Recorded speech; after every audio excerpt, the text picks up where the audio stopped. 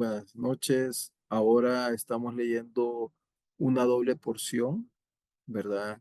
Esta semana leemos a Mot, eh, que significa después de la muerte, casualmente, y la parashá se combina junto con otra porción que usualmente se lee, en algunos años se lee juntas y en algunos años se lee separada, que es Kedoshim, ¿ok? Ambas, digamos que venimos hablando sobre el tema de, vamos a ver, ok, ok, bueno, como decía, a veces hay años que se leen juntas, a veces se leen separadas, Kedoshim, lo que significa santidad, ¿verdad? Y bueno, venimos desarrollando en este libro, de hecho es el libro de Vayikra, es un libro el cual se lee, digamos, como un texto de niños. Y uno diría, ¿cómo es posible que Vallecra sea un texto para niños? Pero realmente es porque la idea es que empiecen ellos a diferenciar lo bueno y lo malo. Eh, Permítame un momentito. Perdón. Mm, Creo que está en el, en la gaveta del escritorio, de allá del estudio. Ok, perdón. Este, a ver,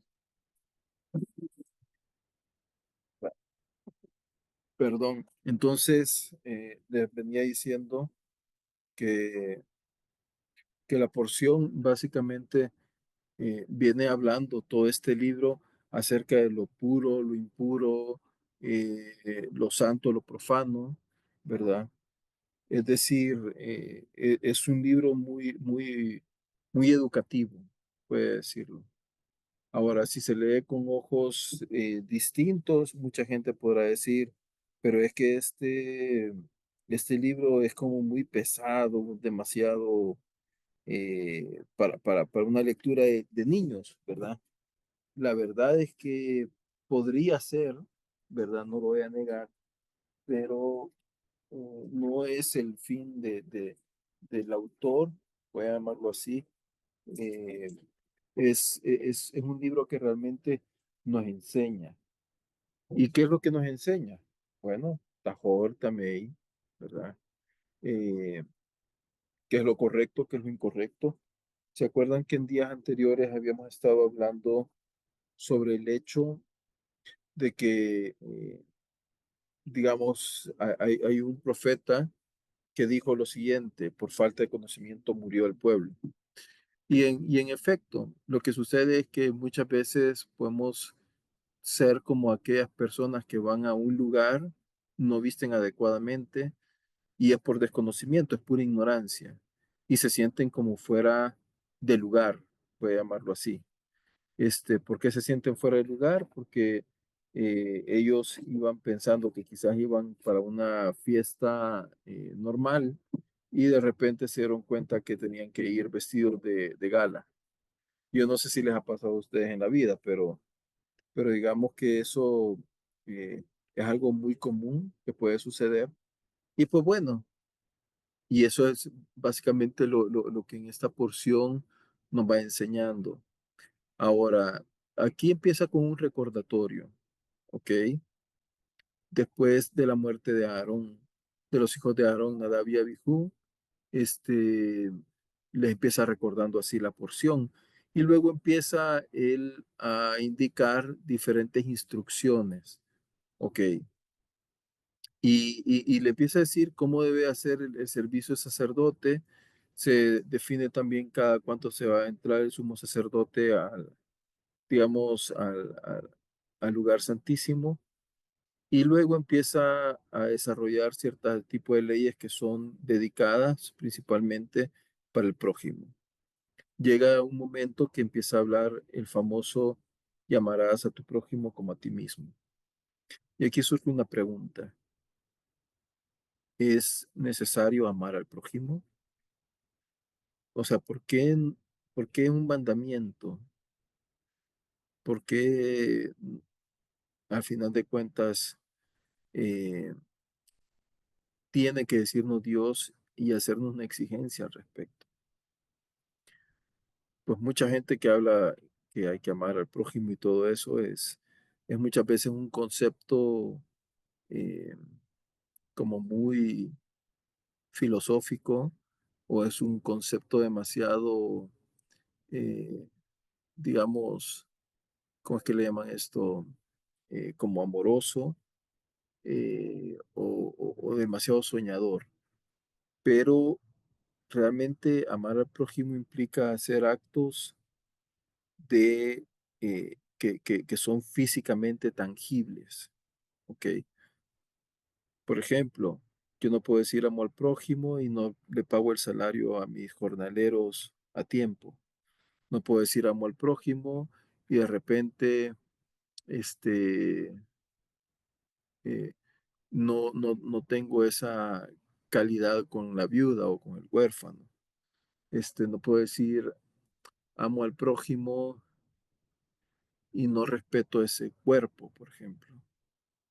Entonces, amar realmente no es una idea, amar es, son actos, digamos, expresados, concretos. Entonces, en el mundo moderno, amor lo que significa es, usualmente se puede confundir como con caridad y hay actos de caridad que son frutos de amor, pero es mucho más allá, ¿ok? También hay personas que pueden confundir el amor, digamos, con un tema más físico entre pareja y eso tampoco no es amor. De hecho, Primera de Corintios 13 describe, según Rab Shaul, lo que significa amor. ¿Ok?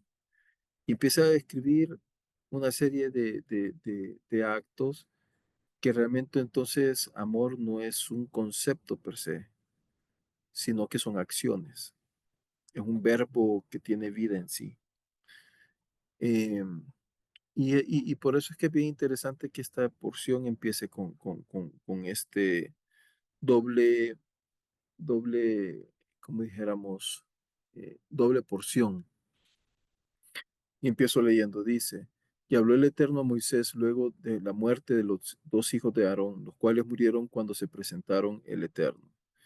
Esto es algo muy interesante, porque vemos cómo la Torá protege a la familia, cómo la Torá protege, eh, digamos, la honorabilidad de la familia y cómo no hace que se recuerden los nombres de los hijos de Aarón. Y dijo el Eterno a Moisés, di a Aarón tu hermano que no en todo tiempo entre en el santuario del velo adentro. Dice, delante del propiciatorio, no sea que muera, porque yo apareceré en una nube encima del propiciatorio. Entonces, eso es interesante. Para todo hay tiempo, Mishlei lo dice y Kejolet, para todo hay tiempo. ¿Ok? Eh, y aquí lo que le dice el Eterno, no en todo tiempo puede entrar. Entonces aquí se empieza a escribir más o menos la idea de Yom Kippur. Dice, con esto ha de entrar Aarón dentro del santuario, con un novillo joven para la ofrenda por el pecado y un carnero para holocausto.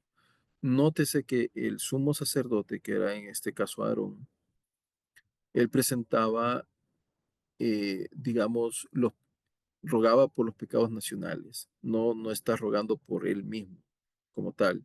Sí está incluido dentro de, pero no es, digamos, exclusivamente para él. No es como un jatá, digamos, personal que hoy llego eterno, hice este error, perdóname, sino que esto es jamás global. Y dice, se vestirá de esta manera, ¿verdad? Y empieza a describir cómo él debe de usar la tiara, debe ocupar el cinturón, debe estar, eh, cubrirse adecuadamente. Y luego dice que la congregación van a tomar dos machos cabríos para la ofrenda del pecado y el carnero para holocausto. Es el olá. Y dice que Aarón presentará el novillo de la ofrenda por el pecado que es de él, y hará expiación por sí mismo y por su casa. Y dice, y tomará los dos machos cabríos y los hará colocar ante el Eterno a la entrada de la asignación. Y Aarón echará suerte sobre los dos machos cabríos, una suerte para el Eterno y otra para Azazel. Y presentará a Aarón el macho cabrío sobre el cual cayó la suerte para el Eterno, y ofrecerá como una ofrenda por el pecado. Este que está hablando aquí exactamente es para el pueblo. O sea, ya Aarón ya presentó lo suyo propiamente, pero como repito, no es una ofrenda, digamos, de carácter personal, sino que es el sumo sacerdote con lo que él representa, está presentando a lo que él representa y para su casa una ofrenda. Esto es un poco distinto, porque ellos siempre estaban delante del Eterno, ¿no? Ok, y dice que va a presentar una para el Eterno y otra para Azazel. Bueno, esta idea de Azazel, eh, digamos, en el mundo occidental lo entienden que es el diablo. Pues realmente Azazel era, digamos, un ángel que lo que hacía era recibir todo lo malo. Eh, Ahora, aquí dice que van a echar suertes. ¿Y acaso que la Torah no prohíbe eso? Que, que hagamos augurios, pero realmente no, esto es como un parinón. Ok, bueno, si sale cara, esto es el que voy a dar, y si sale corona, va a ser este otro. Eso es básicamente, no tenían que ver nada de hocus pocus ni nada de eso, sino que se decía eterno, tú vas a decidir cuál de estos dos, yo no puedo decidir sobre este animal.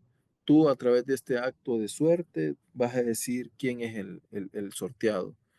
Ahora, uno va a ser para el Eterno, pero interesantemente se le envía a este agente llamado Azazel al desierto, se envía un cabrío. Y el otro es para el Eterno, para ser sacrificado. Y dice, y el que cayó la suerte del Eterno lo ofrecerá como ofrenda por el pecado. Y el macho cabrío sobre el cual cayó la suerte para Azazel será colocado vivo ante el Eterno para hacer expiación en medio de él, enviándolo a Azazel en el desierto. Okay. Y dice, y presentarás a Aarón el novillo de la ofrenda por el pecado que es de él y hará expiación por sí y por su casa, degollando al novillo de la ofrenda. Y tomará el contenido del incensario de la brasa del fuego sobre el altar del Eterno, tomará en sus dos puños aromático bien molido y lo llevará hacia el interior del velo. Pondrá el incienso sobre el fuego del Eterno para que la nube de incienso cubra el propiciatorio que está en el área, en el arca de testimonio, para que él no muera. Dice que va a tomar la sangre del novillo y la asperjará con su dedo índice sobre la superficie de su propiciatorio hacia el oriente.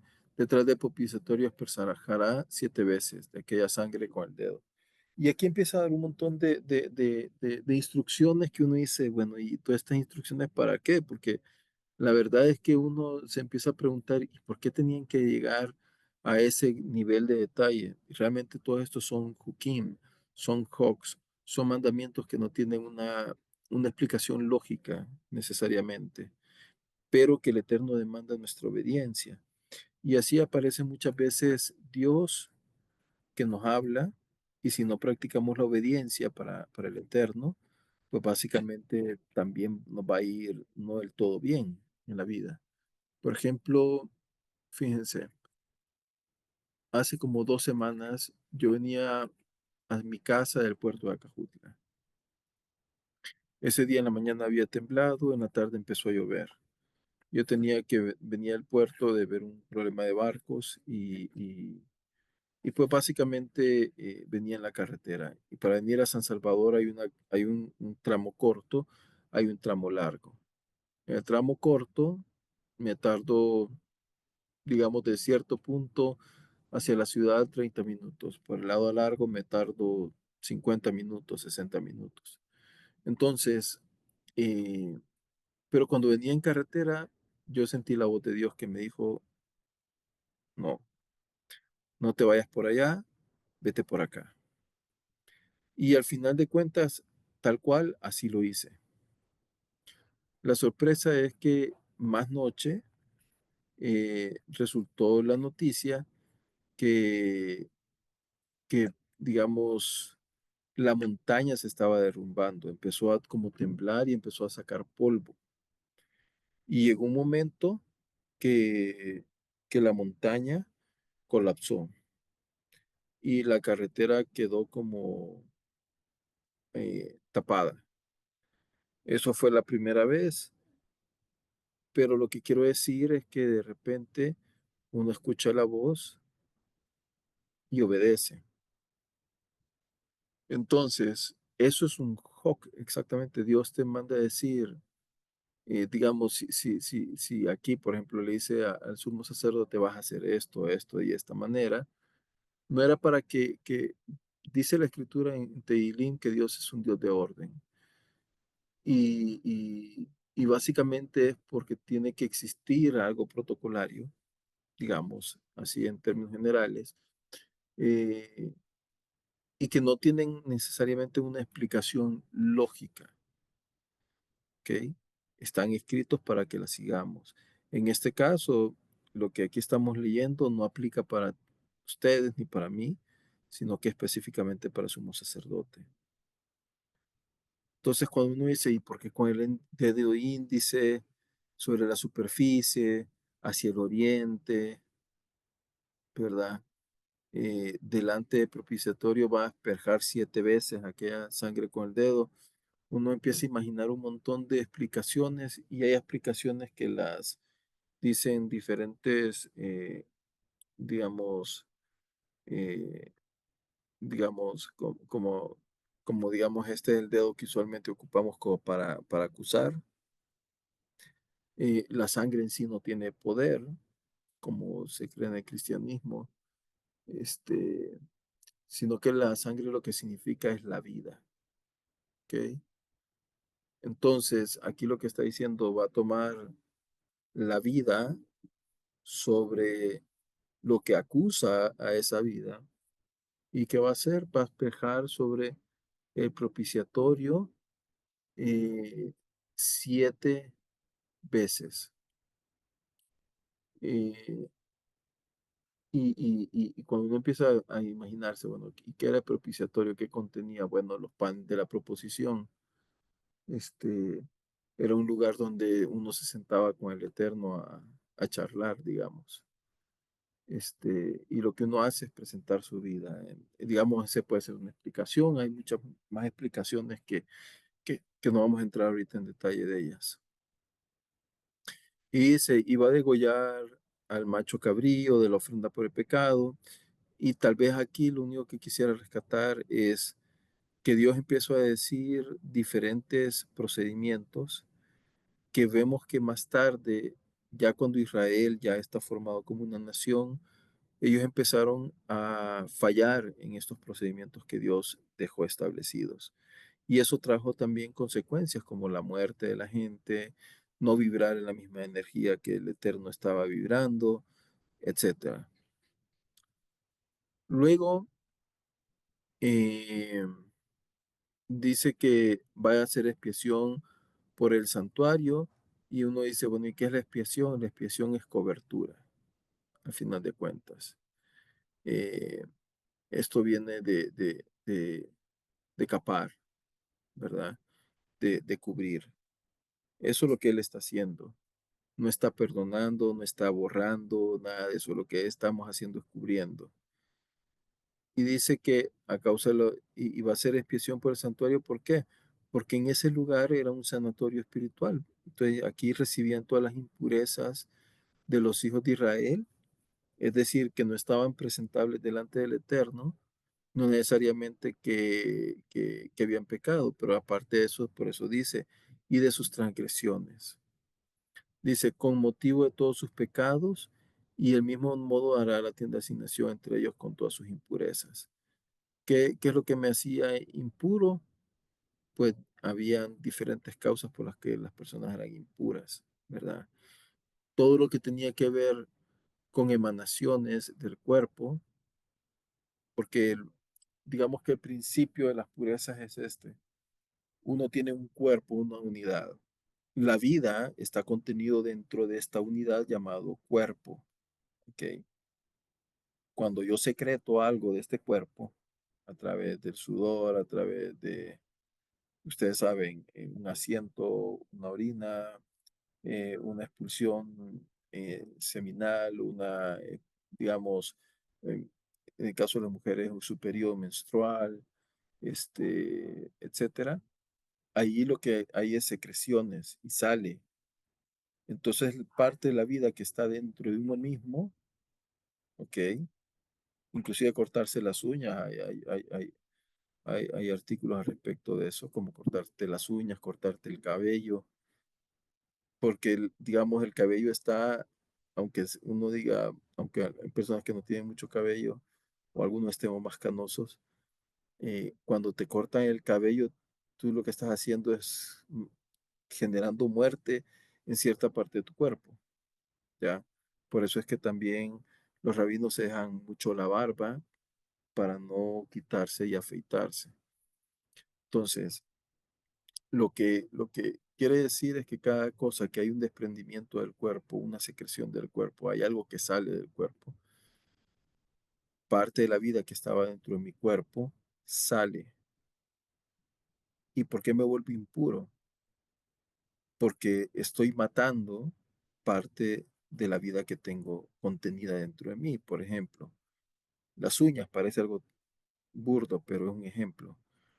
Yo vengo y me corto las uñas. Al momento de cortarme las uñas, debo tener cuidado de que las uñas no caigan sobre mi cuerpo, porque si no me vuelvo impuro. Yo he cortado parte de la vida que tenía en la punta de la uña, por ejemplo. Esa cayó al suelo y cayó ya muerta, porque la corté. Entonces, al final de cuentas, pureza e impureza, que tiene que ver con vida. Cuando de repente hay una emanación de, por ejemplo, de una mujer que, que, que tiene fluidos de su menstruación, porque para la Torá ella es impura, no es inmoral, no es sucia, nada que ver, esos conceptos no tienen nada que ver, ni que son contaminantes, ni nada de eso. Sencillamente es porque en la sangre de ella está la vida. ¿Y qué es lo que provoca eso? Básicamente es porque hay un óvulo que no pudo engendrar y sale. Eso es básicamente. Y entonces al final de cuentas, digamos, está impura. ¿Por qué? Porque sacó sangre y en la sangre está la vida. ¿Ok? Entonces, de ahí es que empiezan a tomar un montón de complicaciones.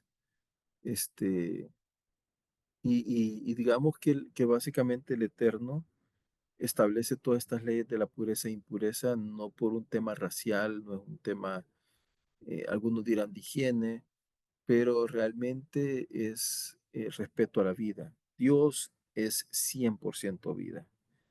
De Él no emana la muerte. ¿Ok? Aunque está escrito que Dios creó la vida y creó la muerte, pero, eh, pero digamos que delante de Él, por eso es que dice el Salmo, Dios es un Dios de vivos. Es decir, delante del Eterno me tengo que presentar vivo 100% completo en mí mismo. Entonces, si yo de repente eh, estoy teniendo un desangramiento, no me puedo presentar delante del Eterno. ¿Por qué? Porque hay células que se están muriendo y no puede estar uno delante del Eterno porque es pura vida. Eh, y digamos que puede ser un concepto, digamos, un poco filosófico lo que estoy hablando, pero, pero esa es la idea para la Torah. ¿Ok? Claro, Dios te va a escuchar en todo momento, ¿verdad? Pero digamos que, y podemos hablar con Él todo tiempo, podemos tener comunión con Él todo el tiempo, independientemente de nuestra situación, pero para esta época vamos a llamarlo así, presentarse delante de la tienda de reunión, yo no iba a vibrar con la misma vida del Eterno, ¿ya? Y por eso es que de repente él que decretaba que hubiera muerte. Ok. Y ahora, interesante es que dice en el versículo 21, y pondrá Aarón sus dos manos sobre la cabeza del macho cabrío. ¿Y qué es esa señal que está haciendo Aarón de poner las dos manos sobre él? Él lo que está haciendo es transfiriendo simbólicamente eh, todos los errores y está sintiendo él dentro de sí mismo cuando hay un toque físico, como que él está pasando y está sintiendo el dolor del animal. Entonces, y eso es para un tema, digamos, más psicológico. Y dice, eh, y manifestará, dice, sobre él todas las iniquidades de los hijos de Israel y todas sus transgresiones y todos sus pecados, cargándolos así sobre la cabeza del macho cabrío, y lo enviará al desierto por medio de un hombre especialmente preparado. Y el macho cabrío llevará sobre sí todas las iniquidades de ellos a la tierra inhabitada, y así el hombre dejará ir al macho cabrío por el desierto. Ok. Esto de acá, la idea es que hay una transferencia simbólicamente hablando, ¿verdad? De que, de que hay muchas transgresiones que no se sabe quién es el culpable, no se puede ejercer justicia. Entonces, pero lo que dice es que va a llevarse ese animalito a una tierra lejana, al desierto, ¿ok? Ahí se va a perder. ¿Y qué es lo que, cuál es la idea de toda esta figura? Que cuando nosotros confesamos a Dios nuestras faltas, es como que fuera ese cabrito, ¿no? Macho cabrío. Dios se la lleva lejos, al desierto, a un lugar que nadie sabe eh, qué fue, dónde fue, qué sucedió, ni nada de eso. Y Dios se la lleva lejos. No es que el día de mañana la vamos a estar viendo acá frente a nosotros nuevamente. Se decía de que ese animalito, en algunas interpretaciones dicen de que era también sacrificado en el desierto por este hombre. Y dice, eh,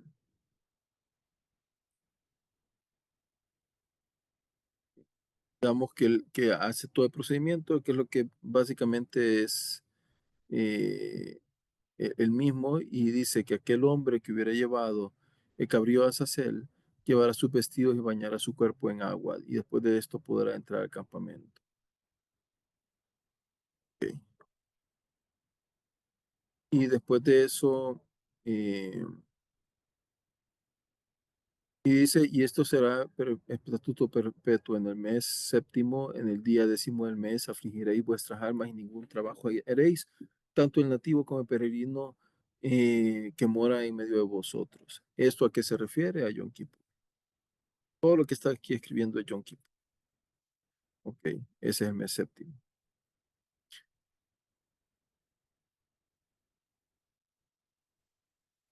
Y dice, porque ese día se haría expiación, es decir, se hará una cobertura por vosotros para purificarlos, es decir, para que estemos adecuados o presentables delante del Eterno.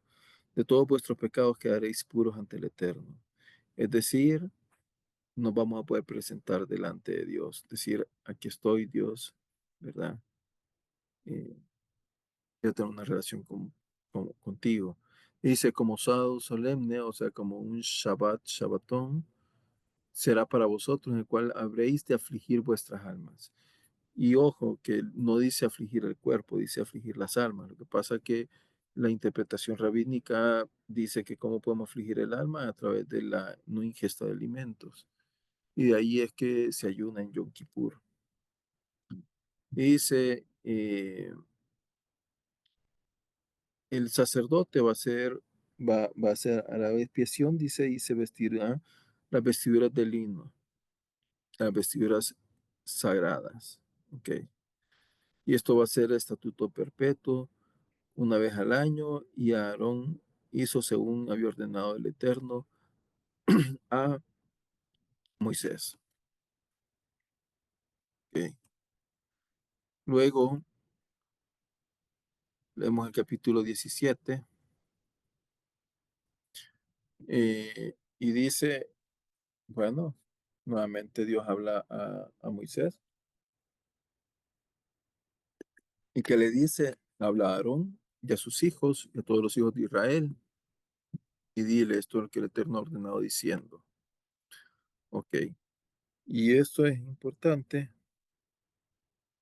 eh, estableciendo que todos los sacrificios tienen que llevarse al templo. Ok, ¿por qué? Porque si no, podría haber una contaminación de ofrecer sacrificios a otras deidades. Eso era lo que estaba de por medio, ¿verdad? Este, ahora, esto en el futuro ni siquiera se cumplió 100%. Vemos como diferentes hombres, por ejemplo, Shmuel sacrifica animales fuera del templo, fuera de la tienda de asignación. En los días de Samuel, por ejemplo, estaba la tienda de asignación, no estaba en Jerusalén, estaba en Beersheba, me parece, y luego había sido movilizada hacia otro punto que ahorita no me recuerdo. Este, pero lo que quiero decir es que no necesariamente esto se cumplió en el futuro. Ah, y otra vez empieza a hacer un montón de sacrificios. ¿Y qué es lo que dice? Eh, El sacerdote realizará la sangre sobre el altar eterno a la entrada de la tienda de asignación y hará consumir el cebo para ser aceptado con agrado por el Eterno, a fin de que ellos no ofrezcan más sus sacrificios a los demonios. ¿Y qué palabra ocupa? Lesirim, ¿ok? Eh, tras los cuales siguen errando. ¿Por qué? Porque hay una versión que inclusive dice los cuales no tienen poder. Estatuto perpetuo será sobre generaciones. Aquí habla de algo interesante que son los demonios y de repente podemos presentar, digamos, como la figura occidental de demonios no existe en el judaísmo. Eh, digamos que estos son como burlones, ¿sí? Y son burlones porque son cierto tipo de energías, vamos a llamarlo así, de personas que, digamos, conocen el tema digamos, de la energía del ser humano, voy a resumirlo así. Este, y ellos mismos son los que andan fregando a los vivos. ¿Por qué? Porque dice acá que siguen errando en ese. ¿Por qué? Porque la gente sigue pensando, ay, los demonios tienen poder. Realmente los demonios no son como algo, digamos, voy a ser bien específico, no es que salen del infierno y que eran ángeles caídos y que esas son manifestaciones que vienen a la tierra y que entre el mundo ese espiritual se manifiestan de manera física y toman posesión de una persona para hacer algo complejo. De hecho, muchos de los problemas digamos, en la Besorá se dice, es que dice que Jesús o Yeshua sanaba eh, gente que tenía ese tipo de espíritus. Pero realmente lo que sucedía, y esa explicación yo la escuché del rabino Yosef Shemi, él decía que cuando uno entra a, a mundos espirituales y su alma no está, digamos, preparada, voy a llamarlo así, para acceder a ese mundo espiritual, muchas de esas personas quedan en medio del mundo espiritual y el mundo físico, y por momentos ven el mundo espiritual y por momentos ven el mundo físico, es lo que le llama, en la Besorá, le llaman lunáticos. Eh, y, digamos, hay manifestaciones que uno dice, ¿y esto qué es? ¿Verdad? O no sé. Y entonces, y nuevamente uno le da poder a cierto tipo de energía en el cuerpo, que también viene a lo mismo, empieza a afectar la mente de las personas, pero en sí no es como que fuera una acción externa, es algo realmente interno del ser humano. Uno le da cabida a cierto tipo de pensamientos y esos pensamientos se convierten en acciones concretas que se manifiestan en el mundo físico y a veces es más fácil descargar la responsabilidad en un tercero que en uno mismo. Luego tenemos otro tipo de acciones. Hay personas también, ustedes creo que han escuchado, por ejemplo, el vudú famoso, digamos, como por ejemplo, digamos, son personas que lo que ellos hacen es que se salen de sus cuerpos o hacen cierto tipo de pensamientos con la gente y empiezan a tirarle pensamientos negativos hacia una persona. Este, y digamos que si la persona no es una unidad, voy a llamarlo así, es decir, no está presentable entre el Eterno, este, ¿qué sucede? Esa persona es vulnerable y la gente dice, ah, es que le hicieron brujería, le hicieron o mal de ojo, le hicieron, no sé, pero realmente eso no tiene poder. Por eso que Yeshua decía, te van a dar cosas envenenadas y no te van a hacer daño, te van a querer destruir. Y decía él, no temáis a lo que, eh, a- no, dice, temed a quien puede, el que tiene poder de la vida. ¿Y quién es el que tiene poder de la vida? La gente dice, ah, el diablo, no. Realmente Dios. Dios es el que tiene poder de la vida. Él decide hasta qué día vamos a llegar a este mundo, hasta qué día no vamos a llegar a este mundo. Y adicionalmente a ello, pues básicamente la idea de lo que quiero llegar a decir es que no existe tal cosa como por ejemplo, digamos, las famosas posesiones. Yo me recuerdo cuando estaba más joven, tuve una experiencia, nosotros teníamos, yo estaba como líder de un grupo cristiano y en mi casa de repente hubo una manifestación de una persona demoníaca, supuestamente. Y me acuerdo que el muchacho agarró una silla y empezó, la agarró con todas sus fuerzas y decía, es que yo no puedo controlar mi ira. Y hasta le cambió la voz, cambió su semblante, empezó a sudar. Y yo me acuerdo que yo no sabía qué hacer, yo solamente bajaba a todos los santos para que espantara al demonio que yo pensaba que tenía esa persona. Con el tiempo llegué a entender de que realmente esta persona lo que tenía era ira dentro de él.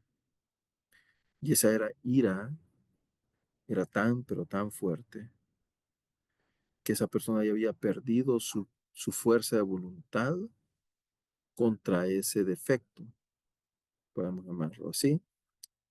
Eh, tanto así que ese defecto tomaba el control de esa persona. Es igual que el miedo. Hay personas que, por ejemplo, no pueden meterse en un ascensor. Hay personas que tienen traumas.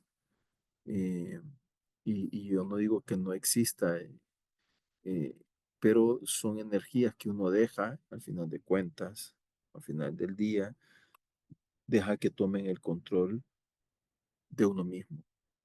Y cuando uno hace eso, es fácil echarle la culpa que hay un tercero, pero por eso mismo dice el primer mandamiento: yo soy el Eterno que te sacó de casa de servidumbre. Y cuando uno entiende que Dios me sacó de una casa de servidumbre, la casa de servidumbre pueden ser aquellos defectos que dejamos que tomen el control de nuestras vidas. eh, digamos que para unos va a ser, eh, alimentos, para otro va a ser tema sexual, para otro va a ser codicia, para otro va a ser asesinatos, no sé, o sea, hay tanta locura en el mundo que sobraría palabras para decirlas. Y entonces esas personas empiezan a no tener balance, no pueden llegar a controlar. Y dicen, es que yo no puedo, yo no puedo, yo no puedo. Y se lo han repetido tanto el yo no puedo, no tengo el control, que llegó un momento que se volvieron esclavos exactamente de sus palabras. Y es ahí cuando de repente uno tiene que entender que estos lesidim, como dice acá, siguen errando las personas, echándole la culpa sobre esos. Eso no tiene ningún poder sobre nadie. O sea, eh, y dice la escritura que, que el eterno, ¿en dónde es que habita? Dice que habita en medio de los hombres, ¿no? Entonces, si somos hechos a creación, a imagen de Él, no puede venir algo externo a posesionarse de nosotros, ¿ok? Porque si no, estaríamos diciendo que hay un poder superior al eterno. Ya, este, Dios lo que nos da es un libre albedrío. Cuando nos da el libre albedrío, nos da la capacidad de elegir. Nosotros elegimos hacia qué bando vamos o no vamos. Y dice,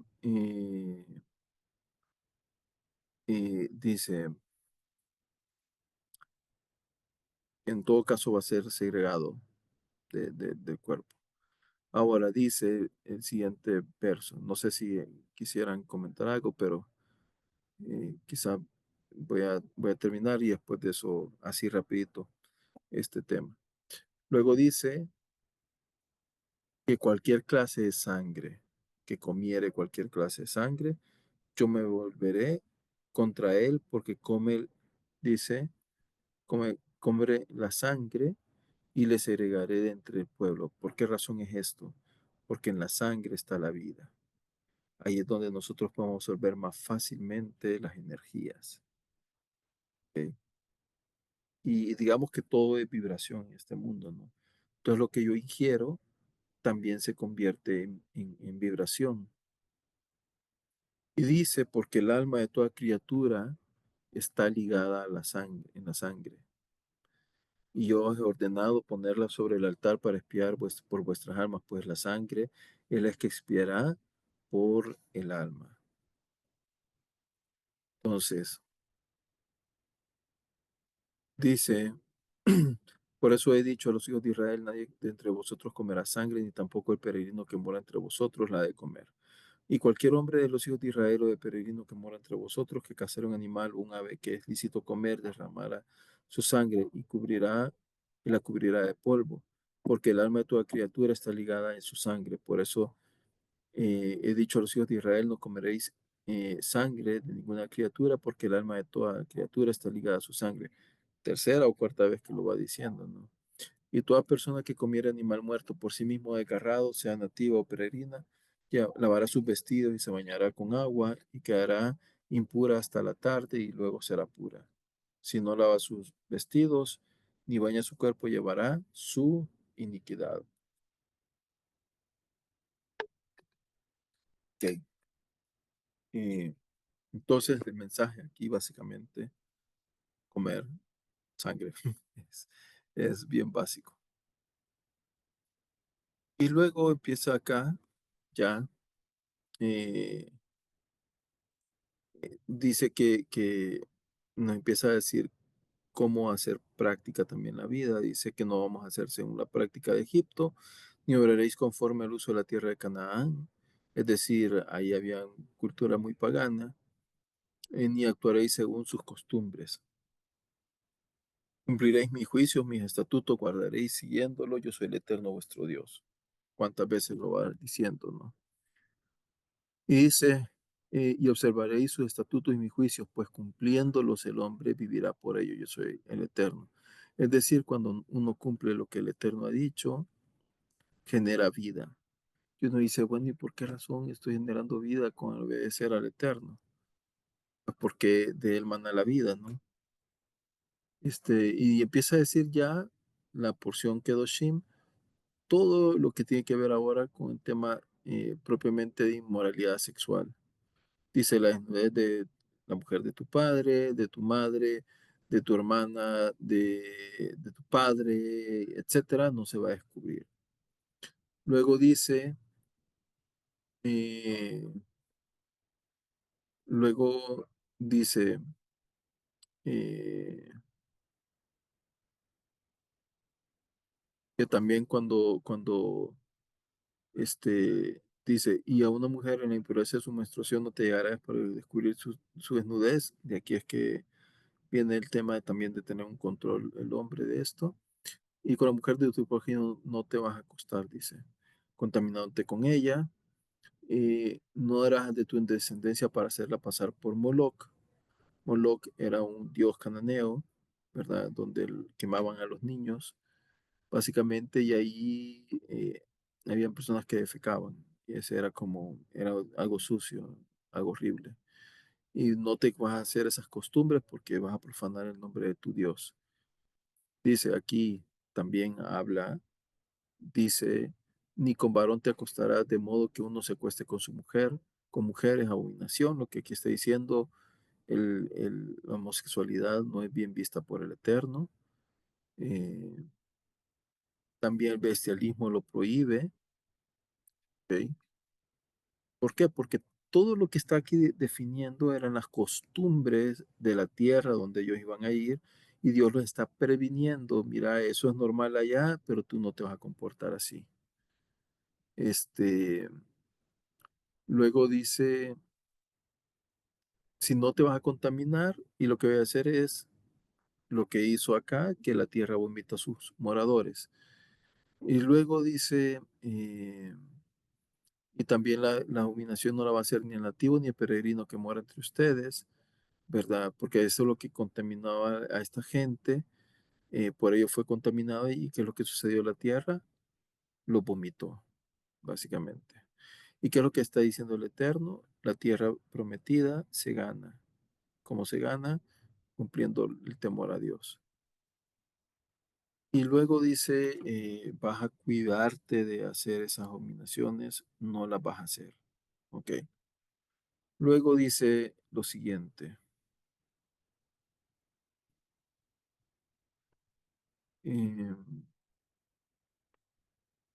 y tú vas a ser santo, porque yo, tu Dios, soy santo. Y dice, esto es interesante, dice, cada quien a su madre y a su padre temerá. Interesante, porque dice, honrarás a tu padre y a tu madre, pero temerás a tu madre y a tu madre y a tu padre. Invierte el valor. ¿Por qué? Porque dice la escritura y dicen los sabios de Israel, es bien natural que los niños o o los hijos honren más fácil a su mamá, porque hay un apego emocional mucho más fuerte que a los padres. Por eso es que les pone algo antinatural de ellos, que van a poner en honra a su padre, que no es natural para ellos honrarlo, y digamos, y luego a su madre. Pero cuando dice temor, dice naturalmente los niños van a temer más a su papá. ¿Por qué? Porque dicen, este hombre me puede pegar, es fuerte o lo que sea. Y por eso es que dice, no, vas a temer, madre primero, y luego vas a temer a tu padre. Ok, vas a guardar mis sábados, no te vas a volver a los ídolos. ¿Por qué? Porque estoy quebrando el primer mandamiento. Cuando te presentes para las paces del Eterno, es con vuestra buena voluntad vas a sacrificar. De hecho, así era. Era el tipo de sacrificio que es familiar. Este, Ese mismo día se va a comer, al día siguiente, el tercer día, pero el cuarto día ya no. Entonces el tercer día se debe quemar.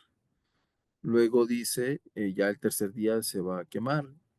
¿Por qué? Porque no va a ser aceptada ya esa ofrenda. Luego dice,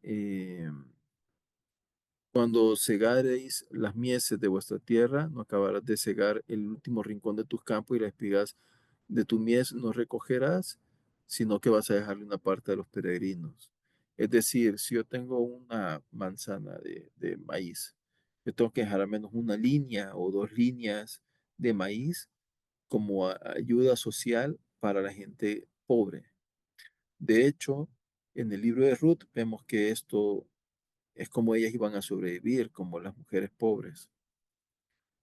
Y luego dice, tampoco vas a recoger todos los granos de tu viña, vas a dejar para estas personas. También dice, no vas a hurtar.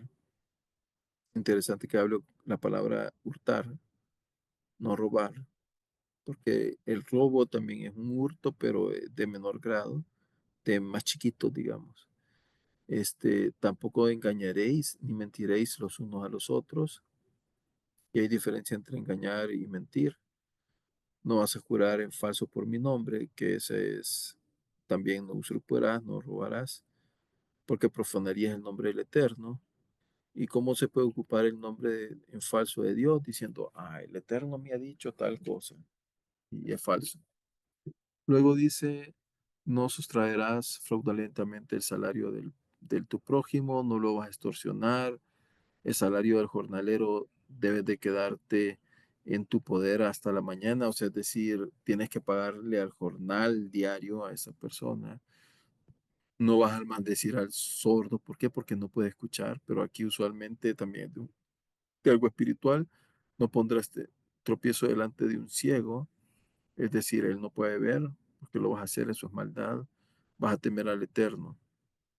No vas a hacer injusticia en el juicio, ni vas a favorecer al pobre cuando no tiene razón, ni tampoco al poderoso. Eh, no vas a andar chismeando la shonjara. No seas indiferente a la sangre de tu prójimo cuando esté en peligro. No odiarás a tu hermano en tu corazón. Ciertamente reprenderás a tu prójimo para que no lleves pecado por su causa. Dice, no te vengarás ni guardarás rencor, sino que amarás a tu prójimo como a ti mismo, yo soy el Eterno. Eso lo leemos todos los Shabbat. Y luego dice, no te vas a ayuntar un animal con otra especie, ni vas a sembrar diferentes tipos de clases de semillas, o vas a mezclar lino con lana. Este, luego dice, eh, esto también tiene que ver con la moralidad sexual, ¿verdad? Uno no puede tomar una mujer eh,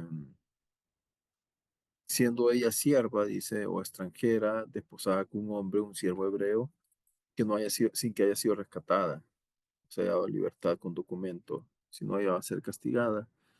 Luego será también traer al Eterno el sacrificio por la culpa. Y luego dice, cuando hubieras entrado en la tierra y hubieras plantado todo género de árboles de comer, vas, eh, dice que como la tierra estaba contaminada por causa de ellos, por eso es que dice que le va a dar 3 años de descanso a esa tierra. Y el cuarto va a ser consagrado al Eterno. El quinto año vas a comer ya de su fruto. Y dice, no comas nada con sangre nuevamente. No practiquéis la adivinación ni pronostiquéis mal o bien de acuerdo con el tiempo. Eh, Aquí voy a cortar una mitología también. Eh, y bueno, ¿y qué pasa con lo que le dicen? Porque hay que rabinos que hacen lectura de manos o que hay rabinos que de repente están diciendo, ah, tú eres del signo tal y entonces tu estrella es esto y no sé qué. Eso no tiene nada que ver con esto, no es adivinación ni ver el futuro. De hecho, inclusive los profetas tienen prohibido ver el futuro. Ellos lo que hacen es que amonestan al pueblo de lo que pueden ser las consecuencias, ¿ok? Por no cumplir la Torah. Y dice que no vas a hacer incisiones ni tatuajes por un muerto. no vas a profanar a tu hija diciéndole que se prostituya, este, nuevamente el Shabbat vas a guardar, el santuario se va a reverenciar, no se va a hacer hacia los nigromantes ni a los adivinos, los, es decir, no vas a consultar a los muertos. ¿Por qué? Porque consultar a un muerto, si Dios se pida, porque voy a consultar a un muerto. Estoy haciendo totalmente lo opuesto. Y dice, delante de un hombre canoso te levantarás, es decir, mucha gente tendría que levantar delante de mí, y honrarás a la persona del anciano. A tu Dios tendrás temor. Y dice, no vas a engañar al extranjero en tu tierra, un peregrino en tu tierra. Y adicionalmente dice, no vas a hacer injusticia en las medidas, en los pesos, en la medida de los líquidos, balanzas justas vas a tener, ¿ok? Entonces, todo esto son mandamientos relacionados con qué? Con Kedoshim, con la santidad. Por lo tanto, creo que ya casi vamos a ir terminando. Lo que quiero decirles es que son leyes prácticas. Y aquí de repente voy a hacer algo así rapidito. Amós era un granjero, él estaba en la tierra de Israel, Jeroboam II lo había protegido a él, básicamente, y él tenía un gran respeto, este rey, por este profeta. El pueblo lo quería linchar porque él les decía las cosas claramente. Aquí ya estaba dividido el reino del norte, el reino del sur, y aquí estaba profetizando antes que cayera en manos de los asirios. Y entonces les dice Amós, siendo un hombre en teoría inculto, no está profetizando nada de futuro, pero lo que dice, ¿acaso ustedes no son como los cushitas? ¿Acaso no saqué de Egipto a Israel, de Creta a los filisteos y de Kir a los arameos? Afirma el Señor. Por eso los ojos de Dios están sobre el reino del pecador, dice, sobre este reino pecador. Borraré de la faz de la tierra a los descendientes de Jacob, aunque no del todo, afirma el Señor. Y estas son las 10 tribus perdidas que le llaman hoy en día, ¿no? Daré la orden de sacudir al pueblo de Israel entre todas las naciones, como se sacude el trigo en una zaranda, sin que caiga a tierra como un solo grano. Morirán a filo de espada todos los pecadores de mi pueblo, todos los que dicen, no nos alcanzará la calamidad, jamás nos acercará. En aquel día, dice, restauraré la casa caída de David, repararé sus grietas, restauraré sus ruinas, y la reconstruiré tal como en la era, como era en los días pasados, dice, para que ellos posean el remanente de Edom. Y todas las naciones sobre las que he invocado mi nombre, afirma el Señor, quien hará estas cosas. Vienen días, afirma el Señor, en los cuales dice, el que ara alcanzará el segador, y el que pisa las uvas, el sembrador. Los montes destilarán vino dulce, el cual correrá por todas las columnas. Dice, restauraré a mi pueblo Israel, ellos reconstruirán las ciudades arruinadas y vivirán en ellas. Plantarán viñedos y beberán su vino, cultivarán huertos y comerán sus frutos. Plantaré Israel en su propia tierra, para que nunca más sea arrancado de la tierra que yo le di, dice el Señor. Pero antes de llegar a este punto, ¿de qué estaba hablando al inicio, Amos? Amos está diciendo, hey, miren, ustedes no le roban el salario a la gente, no le pagan su jornal, a la gente le quitan su capa en la noche, los dejan desnudos. Es decir, él ve una gran injusticia social y a causa de eso él profetiza que van a ser destruidos. Sin embargo, Dios en todas sus profecías no terminan como tan, voy a llamarlo así, tan negativas, ¿ok? Sino que las profecías de Dios terminan con consuelos, porque como está escrito, su ira no es para siempre. Dios nos ama tanto que siempre nos protege, siempre nos cuida, no importa qué tan malo o qué tan bueno seamos. Por eso es que dice Cogelet que, que Dios hace salir el sol para los buenos y para los malos. nosotros tendemos a ver si son buenos, si son malas las personas, ¿no? Pero Dios no tiene ese tema de decir, ah, este por ser bueno, voy a ser bueno con él, o este por ser malo, voy a ser malo con él. No, cada quien sufre sus consecuencias.